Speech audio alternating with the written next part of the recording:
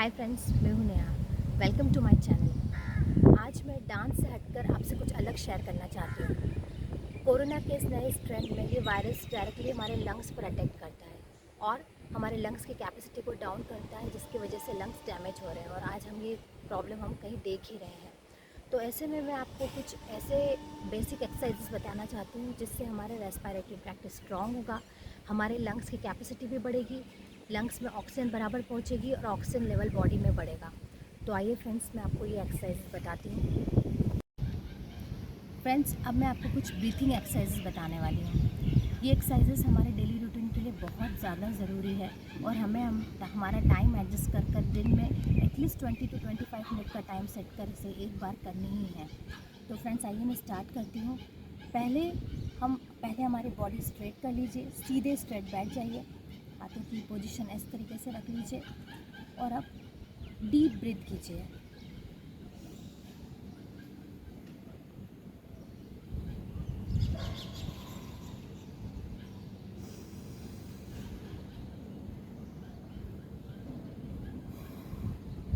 इस तरीके से आपको डीप ब्रीथ लेना है, होल्ड करना है और छोड़ना है। फ्रेंड्स, ये कुछ ऐसी ब्रीथिंग एक्सरसाइजेस है, जब हम डीप ब्रीथ करते हैं तो ये फ्रेश एयर हमारी बॉडी में नोज़ के थ्रू अंदर जाती है, रेस्पिरेटरी ट्रैक्ट के थ्रू लंग्स तक पहुंचती है, जिससे हमारी रेस्पिरेटरी ट्रैक्ट की मसल्स भी स्ट्रॉन्ग होती है और लंग्स की कैपेसिटी भी बढ़ती है। लंग्स में जितना ज़्यादा ऑक्सीजन पहुंचेगा, हमारा लंग्स उतना ही ज़्यादा कैपेबल और स्ट्रॉन्ग बनेगा। तो आइए मैं अपनी सेकंड एक्सरसाइज बताती हूँ, जिसे बोल रहे हैं कपालभाति। कपालभाति, आप स्ट्रेट वैसी पोजीशन ले लीजिए, डीप ब्रीथ कीजिए, छोड़िए, डीप ब्रीथ कीजिए, छोड़िए। इसे ब्रीथ इन एंड आउट कहते हैं। तो इसे हम 1 मिनट में कितना कर सकते हैं, लाइक दिस।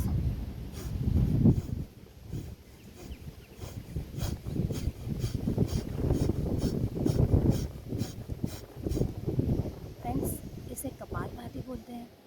आप 1 मिनट में कितना कर सकते हैं ये देखिए। ये भी एक बहुत स्ट्रॉन्ग, बहुत ही पावरफुल एक्सरसाइज है। इससे आपका ब्रीथिंग पैटर्न ज़रूर इम्प्रूव होगा। थर्ड मैं आपको बताती हूँ अनुलोम विलोम। अनुलोम विलोम के लिए भी आप स्ट्रेट बैठिए। स्ट्रेट बैठने के साथ आप आपकी लेफ़्ट साइड को, नोज़ की लेफ़्ट साइड को प्रेस कीजिए, दबाइए और राइट साइड से डीप ब्रीथ कीजिए।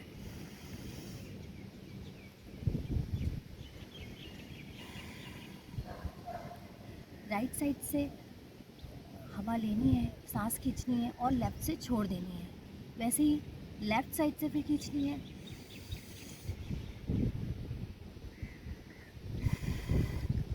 और राइट साइड से छोड़ देनी है। ये प्रोसेस एटलीस्ट आपको 10 to 15 टाइम करनी है। ये भी बहुत पावरफुल एक्सरसाइज है, इसे भी आप डेली कीजिए। चौथा मैं आपको बताती हूँ भस्त्रिका। भस्त्रिका एक्सरसाइज में भी आप स्ट्रेट बैठिए और स्ट्रेट आप डीप ब्रीथ कीजिए। डीप ब्रीथ लेने के बाद आप होल्ड कीजिए कि आप कितना कर सकते हैं।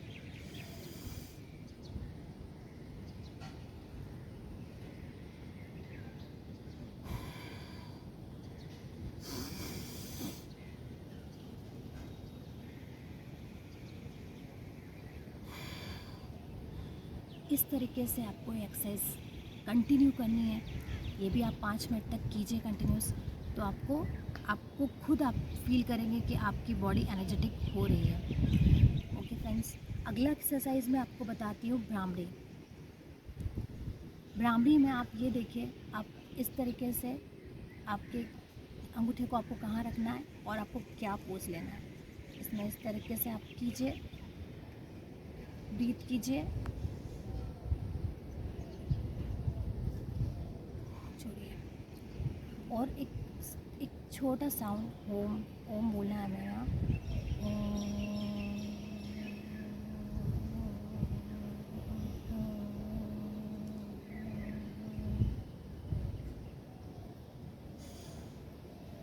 ये एक्सरसाइज भी आपको 5-10 मिनट तक कंटिन्यूस करनी है। ये इतनी पावरफुल एक्सरसाइज है कि ये आपके ब्रेन की सेल्स को ज़्यादातर कॉन्सेंट्रेट करेगी, मेमोरी पावर बढ़ाएगी, आपका IQ लेवल बढ़ाएगी। जब फ्रेंड्स हम डीप ब्रीथ करते हैं means we are inhaling oxygen and we are exhaling out other toxins and carbon dioxide. तो जब हम डीप ब्रीथ करते हैं तो ये फ्रेश एयर हमारे अंदर जा रही होती है, ऑक्सीजन हमारे अंदर जा रही होती है। तो ऑक्सीजन जितनी जाएगी वो हमारी रेस्पिरेटरी ट्रैक्ट को स्ट्रॉन्ग बनाएगी, लंग्स को उतना ही पावरफुल बनाएगी, लंग्स को उतना ही कैपेबल बनाएगी। हमारे लंग्स कैपेबल होंगे, कैपेसिटी स्ट्रॉन्ग होगी, और यही ऑक्सीजन, यही प्योर ऑक्सीजन फिर हमारे ब्लड में डिज़ोल्व हो जाती है। ब्लड में डिज़ोल्व होकर ये ऑक्सीजनेटेड ब्लड हमारी पूरी बॉडी को सर्कुलेट कर दिया चला जाता है और पूरे ऑर्गन्स तक पहुंचा दिया जाता है, जिससे ये हमारा बॉडी ज़्यादा से ज़्यादा एनर्जेटिक फील होती है। अगर ब्रेन सेल की बात करें तो ये फ्रेश ऑक्सीजन जब ब्रेन तक पहुंचती है तो हमारा माइंड ज़्यादा से ज़्यादा कॉन्सेंट्रेट होता है, मेमोरी पावर बढ़ता है, आईक्यू लेवल बढ़ता है, और हम रोज़ाना जो हमारे स्ट्रेस जो फील करते हैं हम उससे भी स्ट्रेस फील नहीं करेंगे, स्ट्रेस आउट हो जाएंगे। तो फ्रेंड्स, ये एक्सरसाइजेस आप अपने डेली रूटीन में डेली कीजिए। अब मैं आपको कुछ दूसरा एक्सरसाइज बताने वाली हूँ। आप खड़े हो जाइए, आप खड़े हो जाइए। खड़े होकर आप ऊपर की तरफ ये सांस खींचिए, छोड़िए, ऊपर की तरफ खींचिए, सांस खींचिए, छोड़िए। इससे भी हमारा ब्रीथिंग पैटर्न इम्प्रूव होता है। फ्रेंड्स, अब मैं नेक्स्ट एक्सरसाइज बताने वाली हूँ ताड़ासन। ताड़ासन के लिए आप अपने पैर के पंजों पर खड़े हो जाइए। पैर के पंजों पर खड़े हो जाना है, हाथ को ऊपर की ओर खींचना है, इस तरीके से पैर के पंजे पे खड़े हो जाना है, हाथ को ऊपर की ओर खींचना है।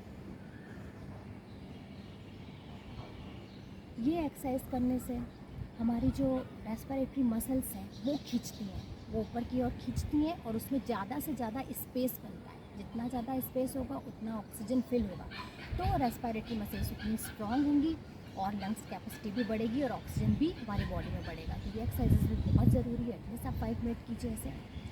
अगला मैं आपको बताती हूँ बालासन। बालासन के लिए आप बैठ जाइए, इस तरीके से पाँव फोल्ड करके आप बैठिए, बॉडी को नीचे कीजिए और स्ट्रेट बॉडी में अपने हाथ के पोस्चर को ऐसे रखिए।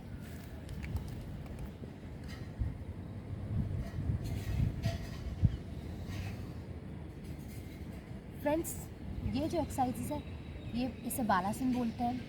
इससे भी आपका ब्रीथिंग पैटर्न इम्प्रूव होता है, सुधरता है, रेगुलर होता है, और रेस्पिरेटरी मसल्स स्ट्रॉन्ग होती हैं, और ब्लड में ऑक्सीजन ज़्यादा से ज़्यादा पहुंचता है, लंग्स में ऑक्सीजन ज़्यादा से ज़्यादा पहुंचता है। तो इस एक्सरसाइज को भी कंटिन्यूस कीजिए। अब मैं आपको नेक्स्ट बताती हूँ त्रिकोणासन। त्रिकोणासन के लिए आप पहले खड़े हो जाइए। आपको इस पोज में खड़े हो जाना है, एक हाथ को ऊपर लेना है और सांस खींचनी है। पहले सांस ब्रीथ इन करना है, तो सांस खींचनी है, हाथ ऊपर लेना है और एक हाथ को नीचे पहुंचाना है, फिर हाथ ऊपर लेना है और दूसरे हाथ को नीचे पहुंचाना है।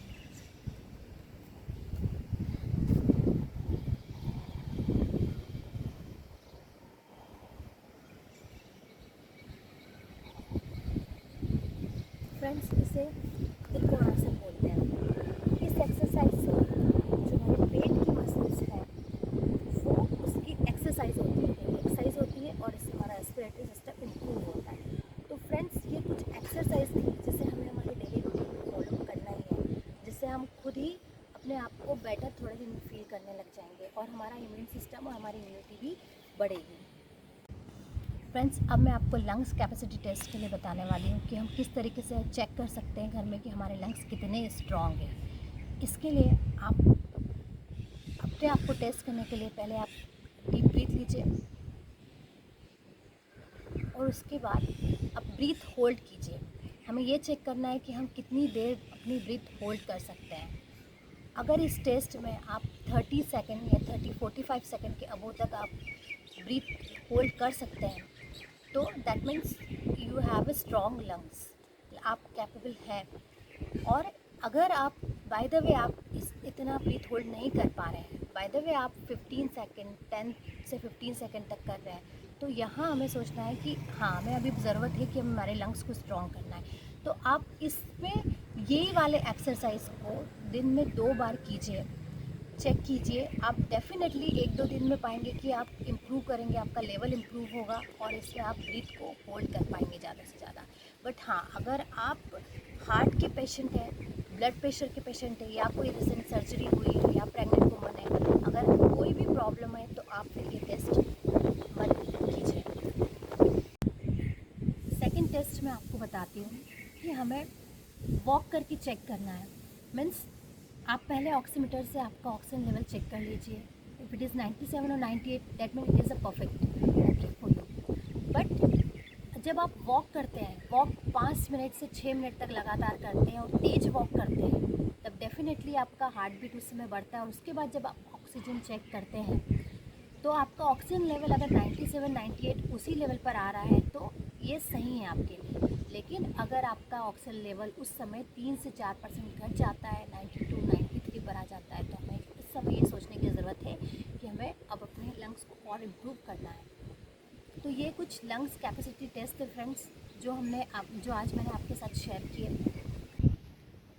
फ्रेंड्स, अभी मैंने आपको ब्रीथ होल्डिंग टेस्ट बताया था। अब मैं आपके साथ कुछ ऐसा शेयर करने वाली हूँ जिसमें अगर हम ऐसी कोई सिचुएशन जिसमें हम या हमारे अपने जिसे सांस लेने में तकलीफ़ आ रही हो या फिर ऑक्सीजन लेवल कम हो रहा हो, तो उस समय हम क्या करें? हमें उस समय घबराना नहीं है। उस समय हमें पेशेंट को पेट के बल लेटा देना है, उल्टा लेटा देना है। अगर पॉसिबल हो तो चेस्ट के यहाँ पर पिलो रखना है और नीचे पिलो रखना है, इस एरिया को खुला छोड़ देना है और उल्टा लेटाना है। और कोशिश करनी है कि हम डीप ब्रीथ कर सकें।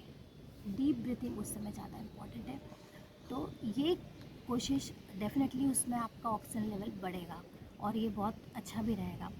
तो उसके बाद डेफिनेटली आप अपने ऑक्सीजन डॉक्टर से कंसल्ट कर सकते हैं। ये कुछ चीज़ें थी जो हमें ध्यान रखनी है। और फ्रेंड्स, ये सब कुछ बातें थी जो आपको ध्यान रखनी है। अगर आपको मेरा वीडियो पसंद आता है तो इसे मैक्सिमम ज़्यादा से ज़्यादा लोगों तक शेयर